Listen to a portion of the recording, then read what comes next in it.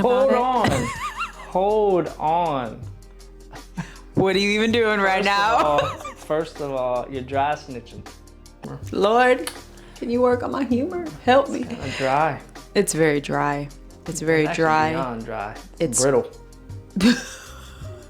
I will see a vacation pop up on an ad and be like, babe, let's book it. Y'all don't judge me. We all got bad habits we need to work on. What's up, guys? Welcome back to the Family Matters series. But this episode is going to look a little different because my birthday was yesterday. It was. And what I wanted to do for my birthday, we didn't do it yesterday, but we're doing it today. I wanted to do just a simple, fun Q&A so you guys can get to know us and we can just kick back and chill. Sure. So I posted online, and we don't have many followers at this point, which is fine. But I posted, you ask us anything about marriage, kids, relationship, ministry, whatever you got, ask away. And majority of the questions were from our friends, which again, completely okay. Because last time I actually tried to post about questions. Supporters, yes. Last time I tried to post about questions. So we tried to start YouTube a while back. And I posted about a Q&A because it just feels fitting to start with a Q&A. Okay. But maybe I was wrong about that because if you don't have followers, if you don't have supporters, who's going to ask you questions? You know what I mean? But when I posted it before, crickets. Like legit, nobody responded, not even my mom. But Cut your mom some slack. I know. Let me cut her some slack because she honestly probably didn't even see the post. Nah, probably not. You know. Oh, but we got some questions this time, but full transparency always. I added questions in myself. Just to make it a little more like, let's get to know them. Who in the world is Matt and Karen on this podcast, on this YouTube channel? So that's what we're going to do today. Let's go. So the first question, we're going to start light. We're going to start with some light questions, and then we'll go a little deeper. Okay. But first question is going to be, were you shy or outgoing growing up? I was shy growing up. I was shy too. Yeah. But I was shy to the point to where, like, I remember I didn't want to talk to anybody. Like, I was creeped out by strangers. And I would hide behind my mom's leg. I remember one specific time, and I'm not sure why I remember this one specific time, but because nothing else really sticks out to me. But I was hiding behind my mom's leg, and somebody was trying to talk to me, and I wasn't feeling it. Yeah, I wasn't shy like that. I was just quiet, like reserved. You know, I wasn't scared of people. You know, being around people didn't bother me or nothing like that. It's just I was just quiet. Like in class, I'd be quiet. Just wasn't the outgoing type where I would just talk to everybody or, you know. Now I did adjust eventually. I started growing out of that little quiet shell and I became a class clown, but yeah. But I'm still more naturally, like my default setting is default setting, more reserved, quiet, unless I know you. And it also depends on my mood, honestly.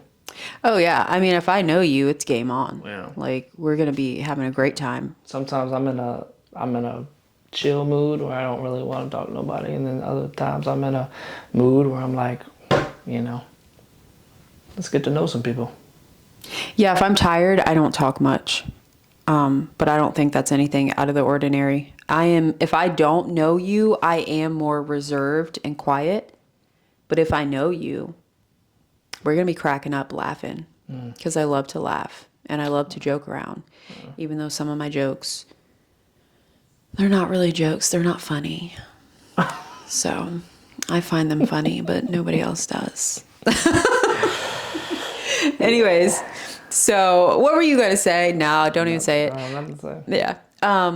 But Just got to work on your just got to work on my humor. Lord, can you work on my humor? Help me. It's kind of dry. It's very dry. It's very It's dry. beyond dry. It's brittle.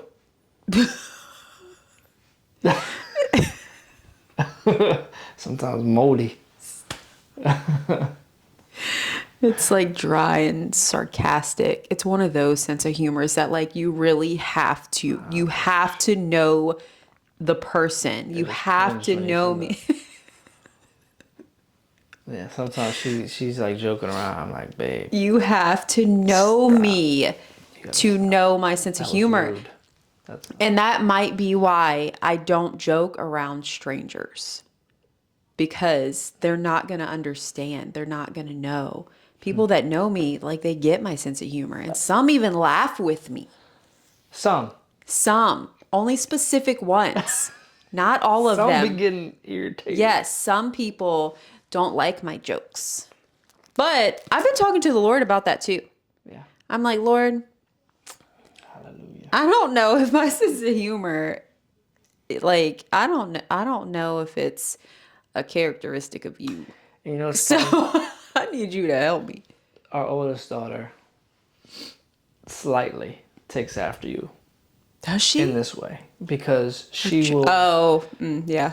be doing pranks or jokes Her pranks. that aren't funny at all. They're not pranks. They are like, I don't even know what you would call them. It's like, I don't know what you would call them either. I mean, it's her attempt to do a prank It's or my joke. fault. But it's like a serious situation and makes you think, is something wrong? Is something okay? And then it'll be like, I'm just joking. And it's like, that wasn't funny at all. Yeah. That's her type of sense of humor. She'd be like, Mommy, because we homeschool. I got a hair on my finger. She'll be like, Mommy, I got a 5 out of 20 on my assessment. I'll be like, what? Just kidding, pranked ya. That's my fault. Oh my gosh. Anyways, okay. We have a cat, unfortunately. I have a cat. Long story behind that. And sometimes she'll be like, Daddy, the cat pooped on the floor. I'm like, what? Just kidding. I'm like, yo. She'll be like, there's cat poop on the floor. Just kidding. That's my green bean I dropped. Oh gosh. Goodness gracious. All right, so I've been talking to the Lord about that. But anyways, how do we get on my sense of humor? I don't know. All right, let's move on to the next question. Bad. Who is more? What'd you say? It's just that bad. Just came up. Stop it right now. Intervention. Oh my gosh. I mean, truly. Shy. Truly. Oh yeah. All right. Who is more emotional and who is more logical? Now I don't know which way this question is going. So I'm gonna go with, let's start off with decision making. Like, who is more emotional and who is more logical? Obviously I'm the more emotional one. Yeah. When it comes to decision making, Yeah, I'll be like no babe, emotions or I will see a vacation pop up on an ad and be like, babe, let's book it. I'm like, you find the money then. And he'll be like, find no, money. let's think about it. Let's look at the bank account. Let's do this. Like, yeah, you're right. We should have. No, Yeah, I don't we say should. none of that. I That's your logical thinking, though. Yeah. I'm like, where we gonna get the money? Yeah. Like, you gonna get the money? But I'm just full send. Like, let's book it right Go now. clean some houses or something. Yeah. So, I'm not saying that because she's a woman. We clean houses on the side. well, we do, yeah. Well, we only clean one house on the yeah, side. mix It's and not match a. trash, It's not a gig. Anyway, yeah. Decision making. Yeah, I'm logical. But I mean, in the other realms, yeah, I mean, I have an emotional side. I'm not emotionless. You know. Yeah. You know. But overall, sometimes watching American Idol, I might shed a few tears watching a movie. oh, we love watching American might shed Idol. a I few have tears. cried so much watching American Idol this round. You know, they get me sometimes. I do. But you're not emotionless, emotionless. But overall, I'm the more of the emotional one, and Right. you are I'm the logical one. All right. So, how do you spend your evenings together? I would say as a family. Typically, I mean, I was can't even say typically. Always, that's always what we really, do. as a family, because we eat dinner and then we either have family that time activity. The girls have Watch a soccer show. practice now. Girls have soccer practice right now, or soccer, and so that's pretty much every day of the week. So our evenings look like soccer practice, dinner, maybe Maybe one a show. episode or something. Yeah. Right show we now, like. yeah, right now our shows are American Idol and Survivor. Those are two, what we feel like are American Idol's 100% family friendly. And I feel like Survivor is too, the game show. So those are our two shows that we watch right now. And the girls love it. Yeah. We love it, honestly. Yeah. And then we get ready for bed. Right. So that's really Yeah, our evening. We like game shows. Oh, yes, we love game We shows. don't really watch any other show, but game shows. It's got to be some sort of Like challenge. we used to watch Mr. Beast, but that season's over with. Yeah, we've watched all the Mr. Beast Yeah. games. Yeah, Beast yeah. games. Beast games. Well, there's only been 2 so far. Yeah, but we'll watch the Mr. Beast shows too. Mm-hmm. Because his challenges are pretty cool. Yeah. And it's pretty wholesome too. He doesn't do anything. 100% wholesome. He doesn't do anything wild. No. All right, so that's what our evening looks like. The next one kind of goes into the day. Like, what does a normal day in your life actually look like? And I would say, it kind of varies day to day because sometimes you're home, sometimes you're not. So he's home 2 days a week. And when he's home, it looks like this. It looks like one day looks like recording for us. But when he's not home, it's me homeschooling the girls. Well, we still homeschool on the days that he's home, but me homeschooling the girls.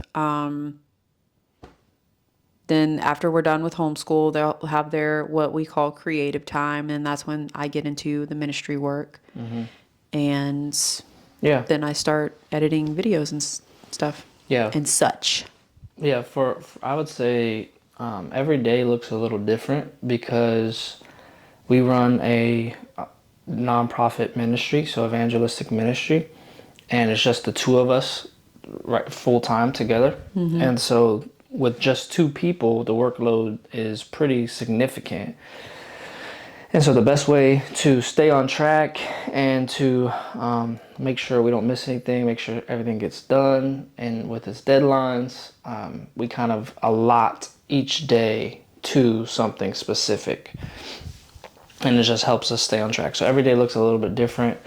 For me, the hours essentially look relatively the same or similar in this season anyway. But each day, as far as tasks are concerned, as far as focus is concerned, looks a little different.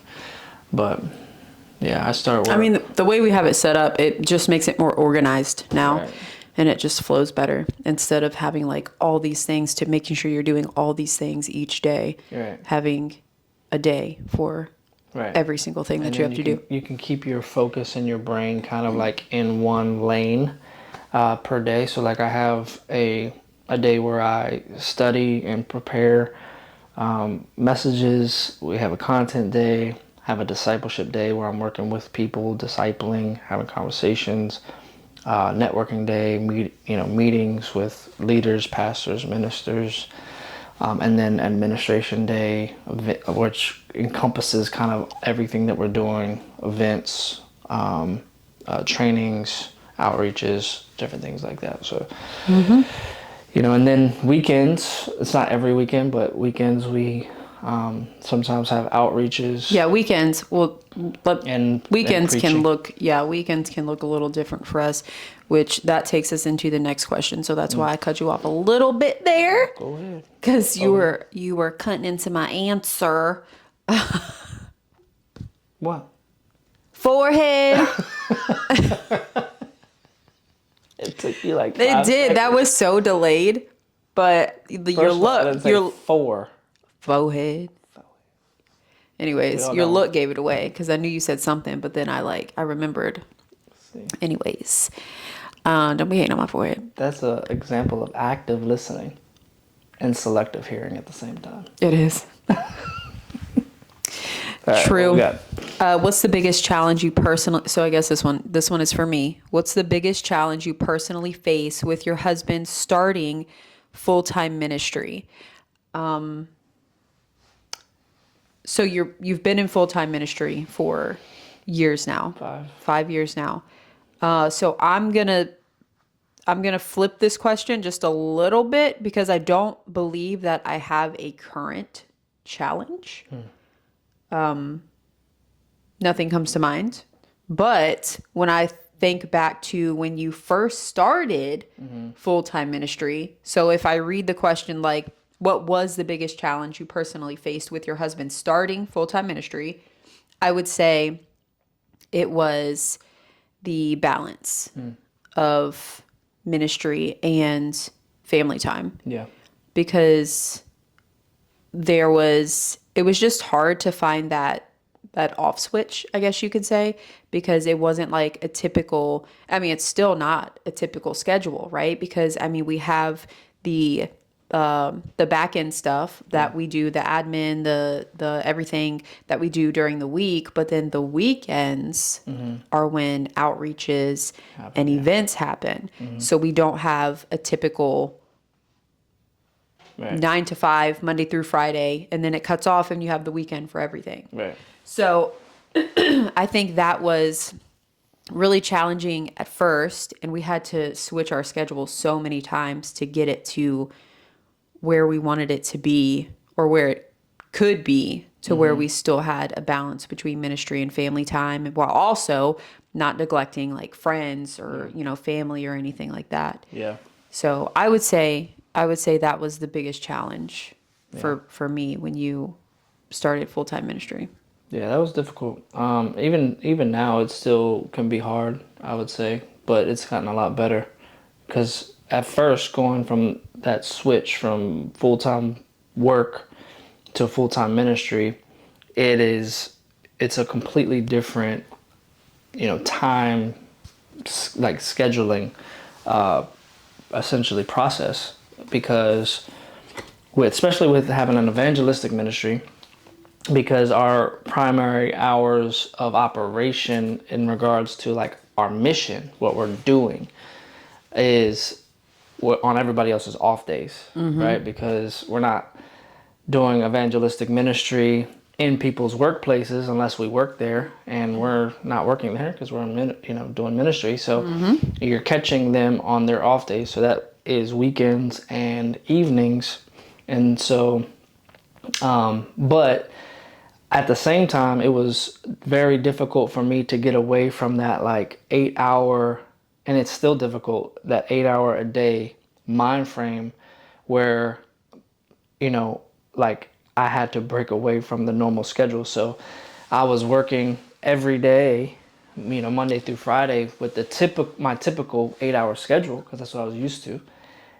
And then still work doing things in the evenings, whether it was trainings, whether it was evangelism, or meetings. Evenings and weekends. And weekends for our outreaches. And so I was basically just working all the time and preaching on Sundays. And so there's been many months over these 5 years that I work 7 days a week. And so that was very, I would say, unhealthy, number one, but not just for me personally, but also for our family. So we have shifted, we have adjusted.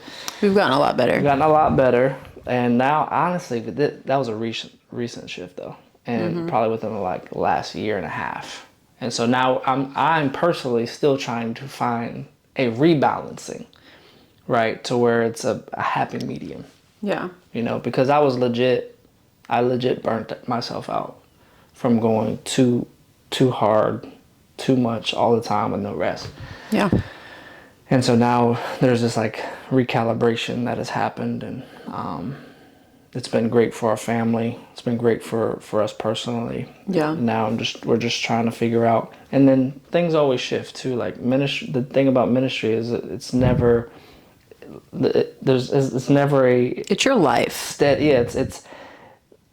It's your life, which makes it not fit in a box. And so trying to break out of the mindset of like putting it in a box is equally as difficult. So there's always kind of these shifts and calibrations and things you gotta do and whatnot. But What's your worst habit you want to break? oh, it's a perfect segue. Is it? What's your worst because habit you want to break? My habit would probably be, I don't want to say overthinking, because it's not like I overthink things, but I'm just always thinking. Like my brain never shuts off. It's like always going. Okay. And so my brain never gets any rest. And So you're not overthinking, you're just always thinking. correct. Okay. But at times it's unhealthy because I'm always like, I overanalyze a lot. And like I don't overthink conversations, right? Like if we're having a conversation and either they say something or I say something, I'm not like overthinking the conversation, Right. or overthinking people's feelings, or it's not like that. But it's like most of it has to do with like decision making, has to do with the ministry. And so like I'm always thinking about different decisions. So like decisions that matter. Right. And You're analyzing. thinking. Yeah. I don't think there's anything wrong with that. I wouldn't call that overthinking. But I think it can be unhealthy because, so like there's this phrase, I did not come up with it, that says paralysis by analysis. And so when you over analyze something, it can cause you to stall. It can cause you to stop. Okay. It can keep you from, moving forward and having forward momentum. Right. And so I think that's the unhealthy part. And I think I get into that sometimes because of my overly critical analysis of, myself or the decisions that need to be made or whatever. It's like, I don't want to make the wrong decision. And so sometimes I overthink the decision and it keeps me from making a decision, period. So Okay, so that's unhealthy. That's what I said, yeah.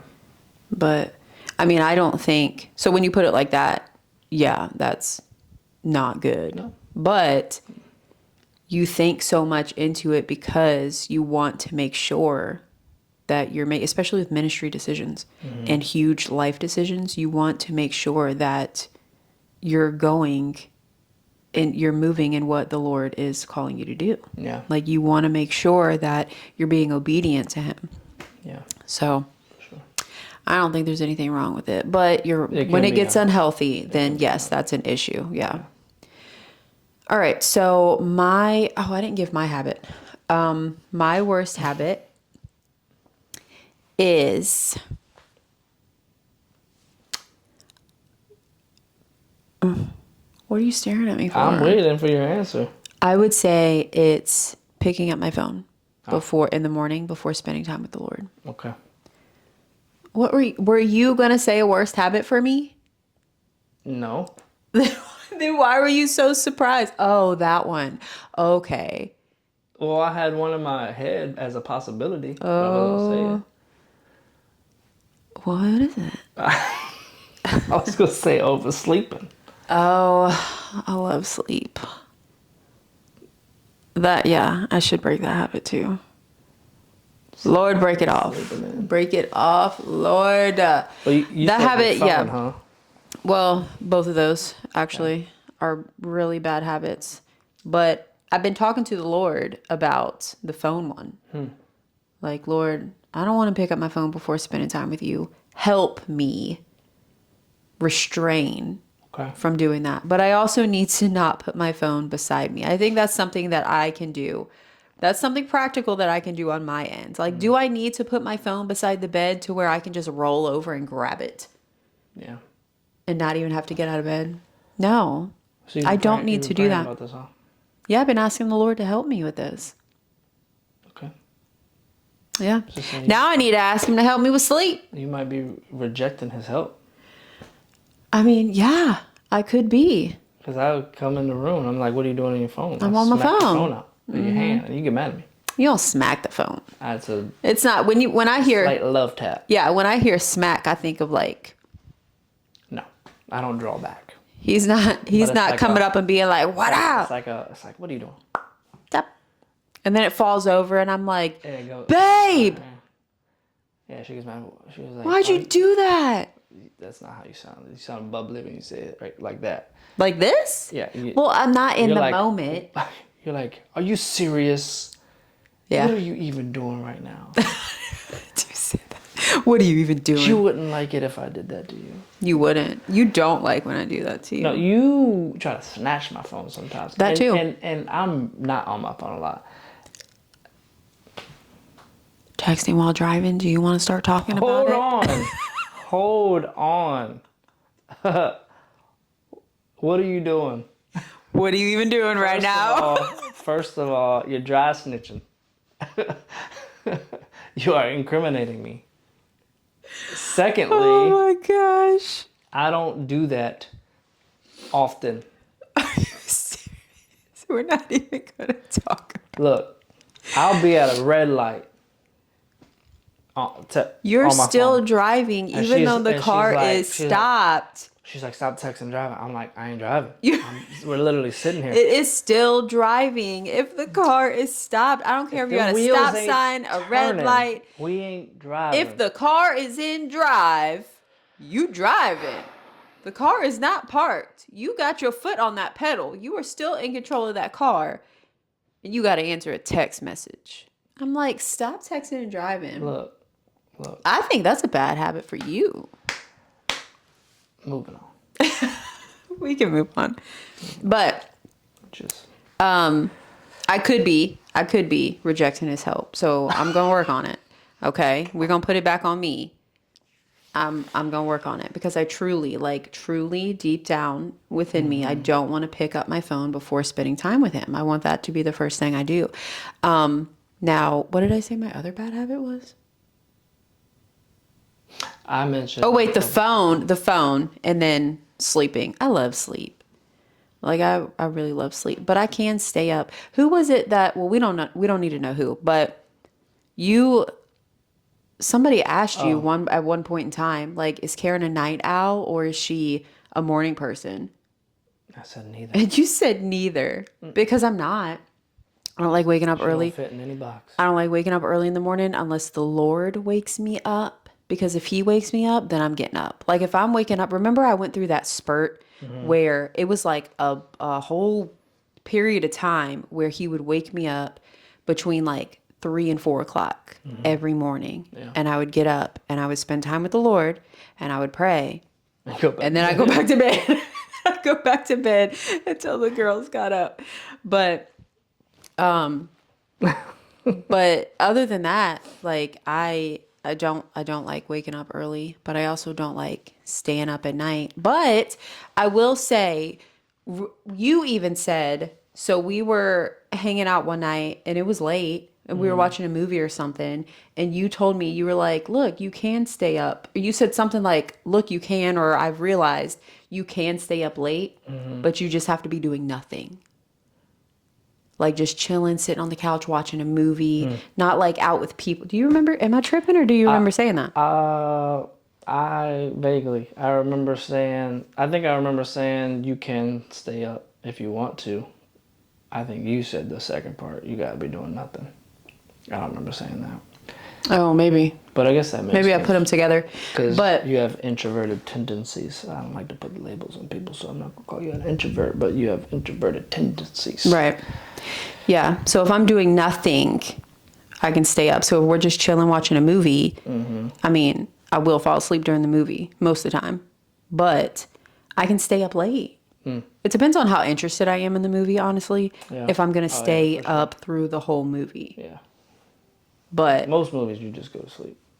Shows, I love shows. Shows get you. You'll shows. binge a show, but not typically movies. Absolutely. It's probably there have been a few movies that I've stayed up and watched. Because shows always keep you on the fringe. Like they always do on something that makes you want to watch the next. That's a good way to put it. I never even thought of it like that. So it appeals to your attention span. All right, well, yeah, so sleep and phone. Those are my bad habits. Okay. But y'all don't judge me. We all got bad habits we need to work on. Lord, help me. I need your help. Jesus, always, every day. But next question, we're going a little bit deeper as we go. Okay. Okay, so the next question is, when did you feel the Lord? So this is, I'm pretty sure somebody actually asked this question. Most people asked like deep questions, in my opinion. Like it wasn't the light, like, what's your favorite color? Or like, what do you like to do for fun? It wasn't that type of stuff. Like I added in that stuff, but the questions that the people, our friends, our supporters asked is like, what they were like deep questions. Okay. But anyways, when did you feel the Lord leading you into full-time ministry together? And how has that been?